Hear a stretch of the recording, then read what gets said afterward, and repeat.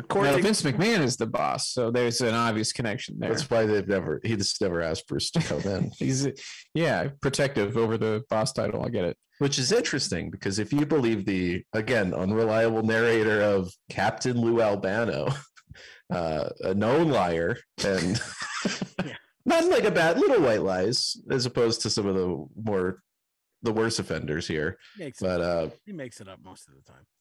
He said that Bruce Springsteen used to come to the shows at the Garden or Meadowlands or Atlantic City Boardwalk Hall or wherever they were doing shows, and he'd carry the wrestlers' bags. He was like a little kid that little Brucey, just trying to make his way, just make a buck. I don't buy it. He's been playing rock and roll since he was like 16. He wasn't carrying nobody's bags. well, let's take a look at a clip that he's referencing some wrestlers in it. So, Man Upstairs, Isaiah, if you could show this clip of the boss.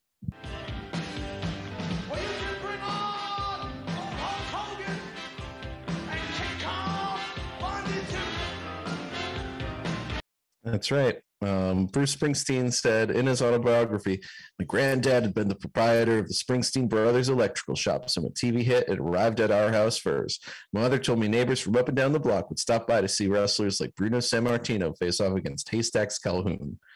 So who knows? I don't know why Captain Lou would remember Bruce Springsteen as a child.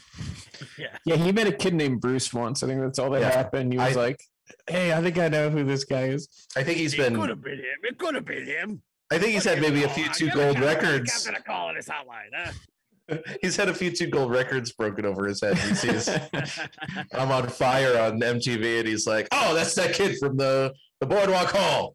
The Wrestling Club with Darren and Brett. We've got a show that you'll never forget.